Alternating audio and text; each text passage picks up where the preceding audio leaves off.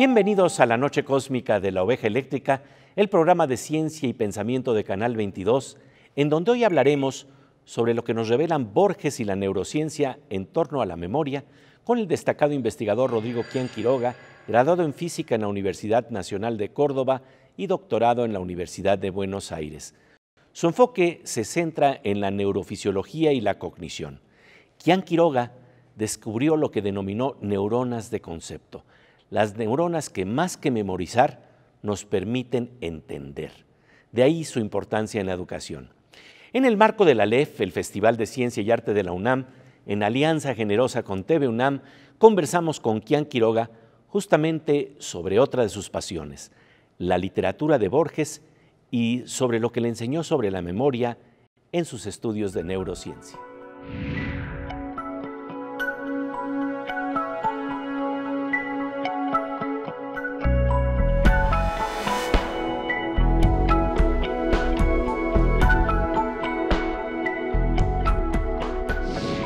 De verdad, nos da mucho gusto que nos acompañes, Rodrigo. Un placer estar acá. Y bueno, para hablar justamente de la novela con la que construimos nuestras vidas. Hay una construcción que tenemos de los episodios que vivimos, cómo los recordamos, qué historia y qué hilo narrativo tenemos. Y en este marco es muy interesante que dentro de tu trabajo científico también podríamos ver una especie de novela, una especie de narrativa que arranca con una curiosidad que tiene que ver con el mundo de Borges, porque vamos a hablar de cómo se conecta el mundo que exploraste en tus lecturas de Jorge Luis Borges, de este gran memorioso, con tus investigaciones, con la novela que hoy en día trazas en tu vida. Sí, seguro, seguro. Háblanos entonces de esto, de lo que ocurrió. ¿Cómo encuentras a Jorge Luis Borges? Y Borges, yo estudiaba en exactas, estudiaba física, y yo admiraba mucho a Borges, leía mucho sus cuentos, a tal punto de que uno de mis cuentos favoritos de Borges es el Aleph, donde él se plantea el infinito. Él describe el infinito de una manera que a mí me pareció brillante, y el Aleph se sabe en matemática que es el nombre que se le da al tamaño del infinito, lo que decimos en matemática la cardinalidad del infinito. Y lo interesante es que hay distintos tipos de Aleph, hay Aleph más grandes que otros, está Aleph 0, Aleph 1, y a mí me fascinó tanto esto, pero por Borges, que terminé haciendo un curso de cálculo avanzado, que era para matemáticos puros.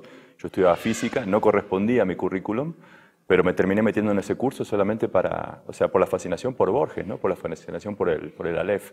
Entonces a mí Borges es como que me vino marcando ya de hace mucho tiempo.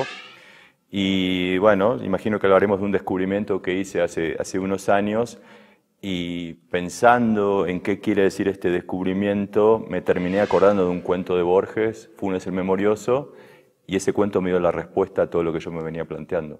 Hablemos justamente de eso, del problema de Funes el Memorioso y de la inteligencia artificial, que es una investigación que te ha interesado también, el entender cómo el cerebro procesa la información, cómo recordamos, cuál es el proceso de la memoria y cuál es la diferencia entre una computadora, entre Funes y Funes el Memorioso, ¿no? Borges en Funes el Memorioso primero plantea algo que a mí me pareció brillante como idea, que es cómo sería la cabeza de una persona que no olvida absolutamente nada. Entonces la idea de Funes el Memorioso es un tipo que a partir de un momento dado se pegó un golpe en la cabeza y recobra el conocimiento recordándolo absolutamente todo. Entonces vos decís, qué locura, y Borges lo empieza a describir. Y uno en principio dice intuitivamente que bueno sería recordar más, de hecho recordarlo todo, porque todo lo que aprendí en el colegio, todo lo que aprendí en la universidad, todo lo que aprendí de todos los libros que leí, sería fabuloso poder tenerlo al acceso, ¿no? O sea, de que yo pudiera acceder a todos los libros que leí en mi vida. Sin embargo, Borges empieza a plantear situaciones que nos hacen dudar, y ahí está la genialidad de Borges, porque Borges dice que este buen hombre, Funes, no solo recordaba todas las hojas y todos los árboles todas las hojas y todas las ramas de un árbol, sino que recordaba cómo se veía el árbol cada vez que lo vio. Y entonces ahí uno empieza a decir, bueno, pero yo no quisiera acordarme de eso realmente, es demasiada información. Y Borges, por ejemplo, dice que Funes un día quiso recapitular un día de su vida y le llevó un día entero. Entonces, de a poquito Borges nos va llevando a la idea de que recordarlo todo no es tan bueno como en apariencia parece. Y Borges termina concluyendo de que recordarlo todo, justamente que por el hecho de recordarlo todo, Funes no podía pensar, porque no era capaz de abstraer. Y Borges dice que abstraer es justamente olvidar diferencias, olvidar detalles, quedarse con lo esencial, que esa es la base del pensamiento. Bueno, eso es justamente lo que yo creo caracteriza la memoria humana, en parte la inteligencia humana, y eso es lo que carecen las computadoras. Porque una computadora puede almacenar una película de principio a fin, la puede reproducir, pero la computadora no entiende el argumento de la película. Nosotros, en cambio, no recordamos el argumento de principio a fin de una película porque olvidamos gran parte de la película, sin embargo la podemos entender. Entonces ahí viene la gran diferencia. La diferencia es que el cerebro humano, más que recordar, busca entender, mientras que la computadora tiene un recuerdo y un almacenamiento de la información totalmente fidedigno, pero que va en contra de lo que es el pensamiento, al menos el pensamiento humano. Más que recordar, el cerebro busca entender. Y esto sucede a través de un importante descubrimiento que hizo Rodrigo Quián Quiroga. Se trata de las neuronas de concepto, las que nos distinguen de la inteligencia artificial que hasta hoy en día solo simula entender. Después del corte seguiremos conversando con Quián Quiroga sobre este fascinante tema que más que memorizar nos permite esencializar, comprender.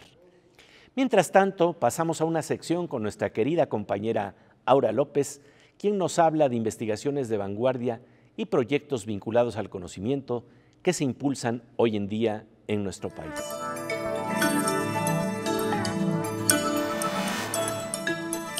Querida Aura, como siempre, un gusto encontrarnos aquí en La Oveja Eléctrica. Gracias, Pepe.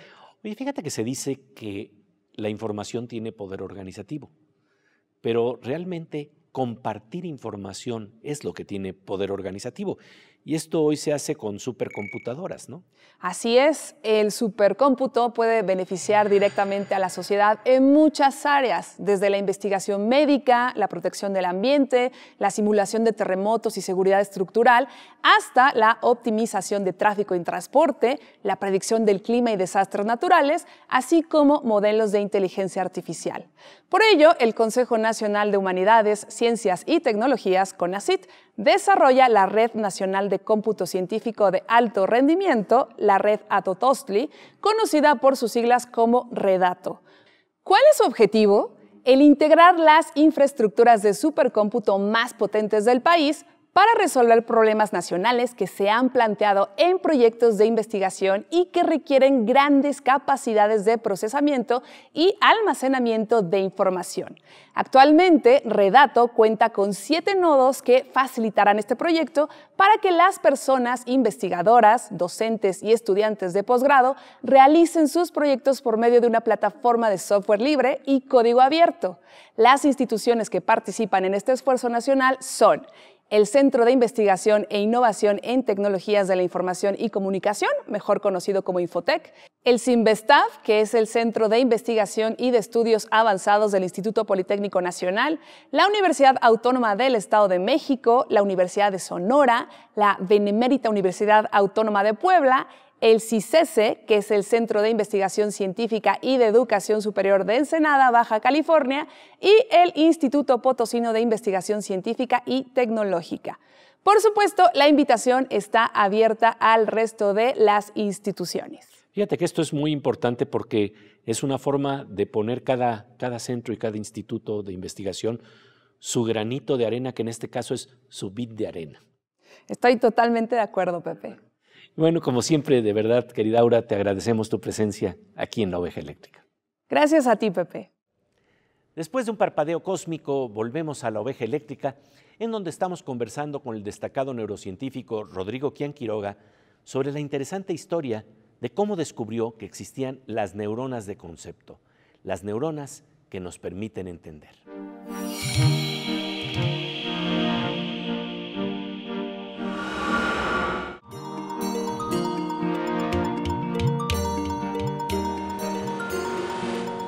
De rayo con tintes verdes y dorados que ilumina los secretos del cerebro, estamos de regreso en la noche cósmica de La Oveja Eléctrica para seguir conversando con el investigador Rodrigo Quián Quiroga, profesor del Instituto de Investigación del Hospital del Mar en Barcelona, sobre su descubrimiento de las neuronas de concepto que responden, por ejemplo, a las fotografías de Jennifer Aniston o de Maradona.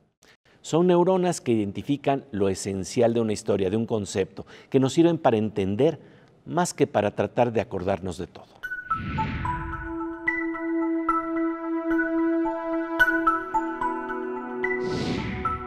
Y tú empiezas a hacer unas investigaciones que justamente tienen que ver con cómo conceptualizamos, cómo unimos y ligamos los puntos para entender que esto es clave.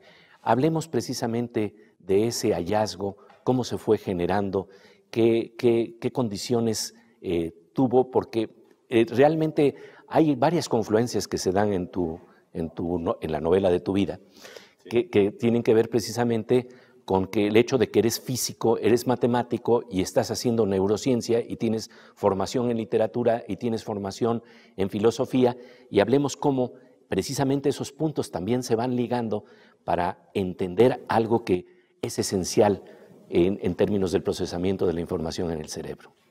Bueno, yo estaba en Alemania, yo hice mi doctorado en matemática en Alemania, y estaba haciendo un posgrado en lo que se llama sistemas dinámicos y en mecánica estadística. O sea, son cosas muy teóricas de física, antes hice cosas más teóricas de matemática, y me sale la oportunidad de ir a California, a Caltech, para poder realizar registros de neuronas en humanos, cosa que era única en el momento. El tema es que para poder registrar neuronas individuales, la única manera de hacerlo es introduciendo electrodos dentro del cerebro. No se puede registrar de afuera. De afuera registramos electroencefalograma, resonancia magnética por imágenes, la actividad global del cerebro, pero con estos métodos no podemos decir qué está haciendo cada neurona.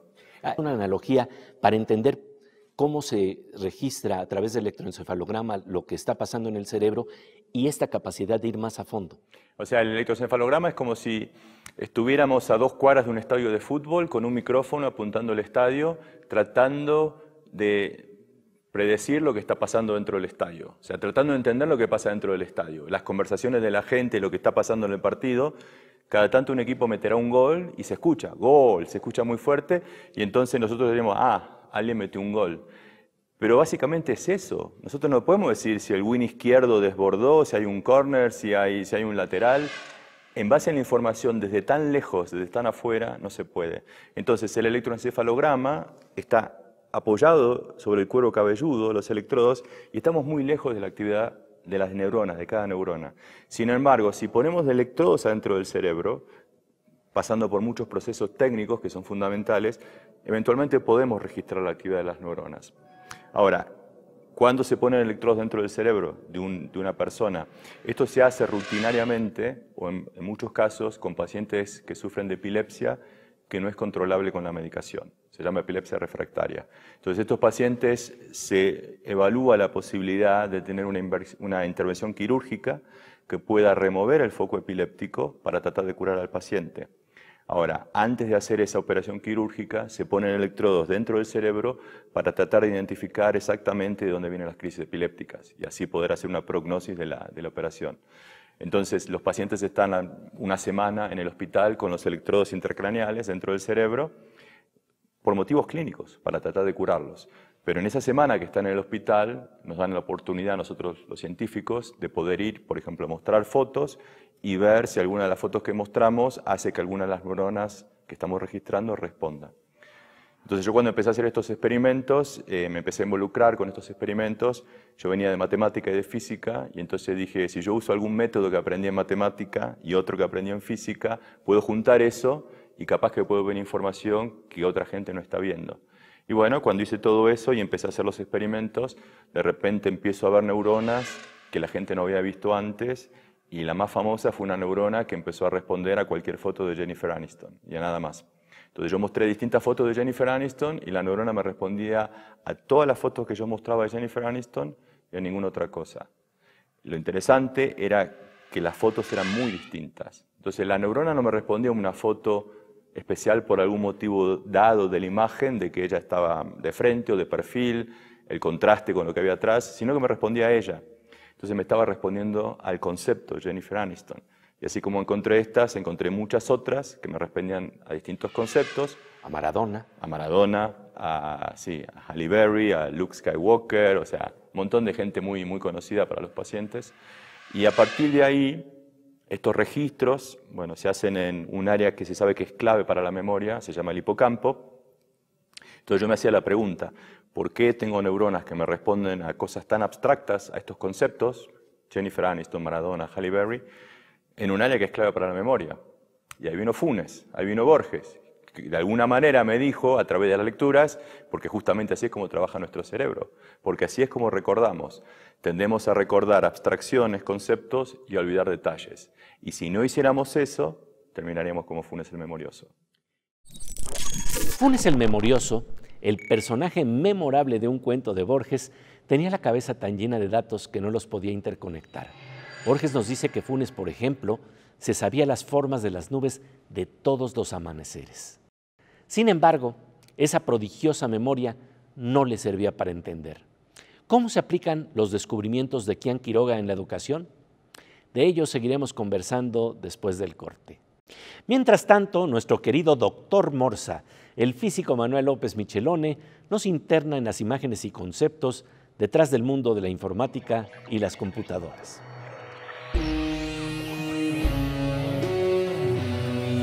Pues, querido Morsa, de verdad nos da mucho gusto encontrarnos aquí en Oveja Eléctrica. Gracias, Pepe. Y para hablar de este tema tan interesante de qué es lo que está detrás de las imágenes que nos permite conectar los puntos y realmente entender. ¿Por qué las computadoras no pueden decir eureka? Mira, Pepe, si hacemos una analogía con las redes neuronales que están tan de moda, donde finalmente es un modelo bastante sencillo de lo que las neuronas hacen. Vamos, no se meten con toda la bioquímica, simplemente es la parte como lógica de cómo funcionan, y hay un montón de funciones matemáticas las cuales simulan este efecto de cuando se llega a un umbral en la neurona, que se le manda una señal, se llega a un umbral, entonces la neurona responde y manda un evento, una chispa o algo que le dice a la otra neurona, hazme caso. Y se ha trabajado mucho en eso, y obviamente hay muchos tipos de entrenamiento neuronal, sobre todo para las redes neuronales artificiales. Y hay uno que es el entrenamiento que tiene que ver con la información que tienes detrás para tratar de encontrar la que viene, que además ya sabes cuál es, pero quieres que la máquina lo encuentre por sí mismo. Puedes hacer una red neuronal que te diga cuál es el cambio de temperatura de grados centígrados a Fahrenheit. No importa, el cálculo es lo de menos, lo que importa es el concepto de cómo entiende eso. Y en realidad no hay tal fórmula dentro de la red neuronal. Se mueven una serie de disparos de eventos y los cuales eventualmente llegan a un valor y ese es el que dicen. Pero la máquina no sabe cómo correlacionar toda esa información. Ahí la tiene y la usa como las neuronas, pero por alguna razón no hay entendimiento. ¿Y por qué no hay entendimiento? Porque no puedes sacar conclusiones después de eso. Da el resultado y se acabó. Entonces, te voy a decir una frase. No hay nadie en casa. Ah, qué bonito. ¿Sí? Ahí están, pero no hay nadie en casa. Uy, es muy ilustrativa de lo que está ocurriendo, porque el problema realmente es que la inteligencia artificial puede simular, entender, Sí. pero lo que tú nos estás diciendo es, sí, pero es una simulación. No hay nadie en casa. No hay nadie en casa. Así es, Pepe. Pues como siempre, agradecemos tu presencia aquí en la Oveja Eléctrica. Gracias, Pepe. Después de un parpadeo cósmico, seguiremos conversando con Rodrigo Kian Quiroga sobre lo que nos revelan Borges y la neurociencia en torno a la memoria.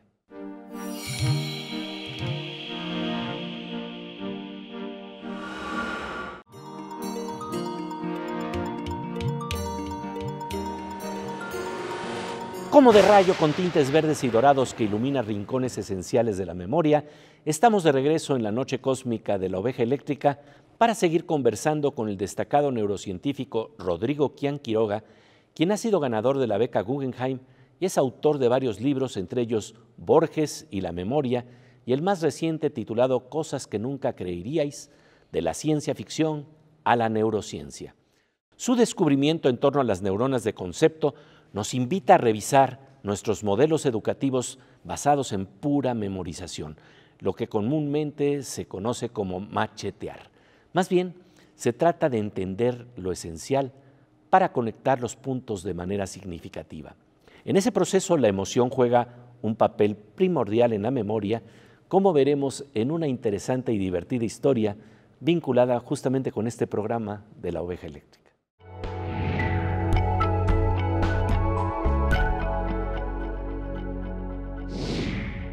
esto tiene implicaciones enormes en la educación, porque a veces se plantea un modelo en el que tenemos que llenar con información a nuestro cerebro, y lo que se está planteando es que el mecanismo es distinto, que es más bien el crear una especie de urdimbre desde donde puedes de alguna manera recopilar información, procesarla, articularla. Hay muchos problemas. Yo creo que la neurociencia nos está diciendo a los gritos que hay algo que tenemos que revisar, que es cómo educamos a nuestros chicos, cómo nos educamos en el colegio. Primero, tendemos a confundir inteligencia con memoria. No son la misma cosa. Yo te puedo estar recitando a Borges de memoria y vos dirás, qué inteligente. No, no soy inteligente, soy memorioso. Ser inteligente es otra cosa. Ser inteligente es hacer una analogía, es decir, esto de Funes el memorioso lo puedo relacionar con mis neuronas. Ahí hay un acto de creatividad, pero no el hecho que yo te pueda citar de memoria Funes el memorioso. Eso no es ser inteligente.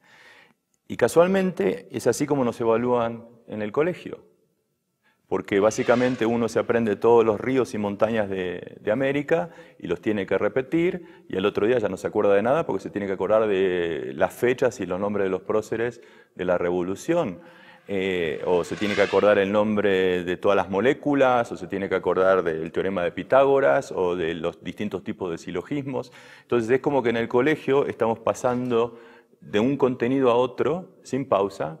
Nos vamos de la filosofía a la religión, a la matemática, a la literatura, a lo que sea, y después nos evalúan repitiendo esa información. Y no es así como funciona el cerebro. Es como remar contra la corriente. El cerebro humano no hace eso. Entonces es como que queremos enseñar a los chicos a hacer algo que el cerebro realmente no hace. Y que justamente es lo que nos distingue de la computadora y de otras especies, la capacidad de extraer información y de olvidar detalles. Entonces, yo creo que nos tendríamos que replantear el sistema educativo y por ahí, en vez de bombardear a los chicos con información, que es un tema tras otro, concentrarse en pocos contenidos, pero tratar de relacionarlos, tratar de entrar más en detalle, tratar de hacer lo que decías vos, construir ese telar de la memoria, contextualizar los contenidos, relacionarlos, y de ahí, de alguna manera, empezar como a tener un conocimiento mucho más profundo. En vez de recordar, entender.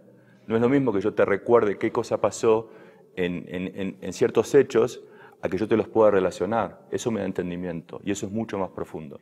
¿Cómo está ligado ese entendimiento con el sustrato de las emociones? Vamos a contar una historia muy interesante de cuando llegaste a México. Resulta que yo estaba esperándote en el aeropuerto y los maleteros me reconocieron por hacer el programa de la oveja eléctrica, y entonces, curiosamente, la oveja eléctrica es una metáfora que está relacionada profundamente con lo que estamos platicando el día de hoy, y entonces les dije que venía a esperarte a un neurocientífico que se llama Rodrigo Crián Quiroga, y empezamos a hablar de las neuronas de concepto, y se empezó a hacer una discusión interesantísima con los maleteros, y cuando apareciste te hicieron una pregunta precisamente en ese sentido. Claro, yo lo quiero relatar desde mi punto de vista. Sí. Tengo un vuelo, o sea, estoy en Barcelona, vengo de Barcelona, es un vuelo bastante largo, creo que son 10 horas y media, 11 horas. Llego cansado, agarro mis valijas, se abre la puerta para salir del aeropuerto y me viene un maletero y me pregunta por la neurona de Jennifer Aniston. Y digo, esto no me pasó nunca en mi vida. Y se arma como un grupo de los maleteros, o sea, eran como 5 o 6 y todos querían saber de esto de la neurona de Jennifer Aniston y de cómo recordamos. Y de hecho, uno me hizo una pregunta muy interesante. Me dice, ¿pero una persona ciega tendría esta capacidad de contextualizar o de abstraer? Yo digo, pero qué buena pregunta, pero tengo un jet lag que me muero, pero igual, voy a tratar de contestarles.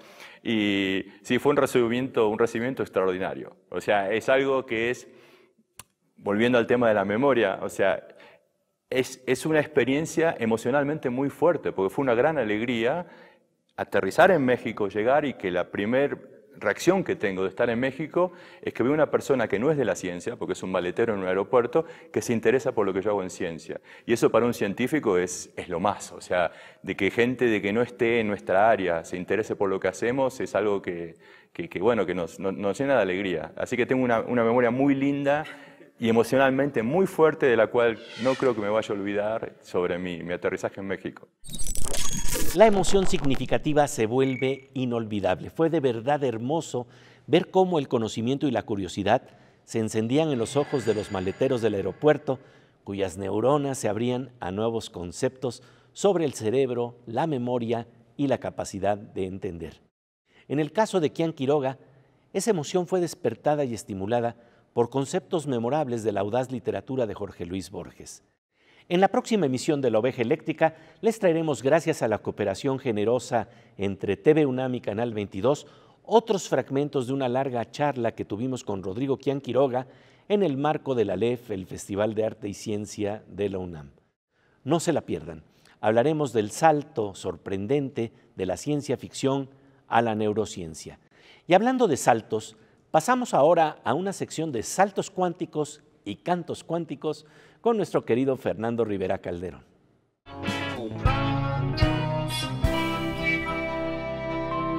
Querido Fernando Rivera Calderón, tengo una gran duda. Pregúntame, Pepe. ¿Memorizar significa entender? Híjole, no sé. Vamos a aprendernos lo de memoria a ver si funciona. A ver si, ahora. Memorizar no significa entender. Memorizar no significa entender. Memorizar no significa entender. Memorizar no significa entender.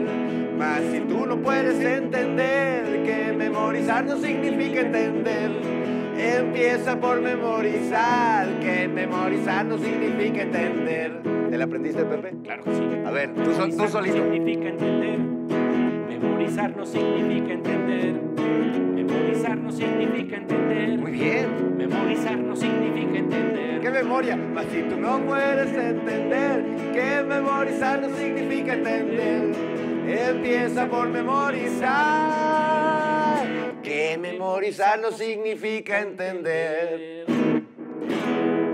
¿Entendiste, Pepe? Creo que no me la memoricé. No, Pepe.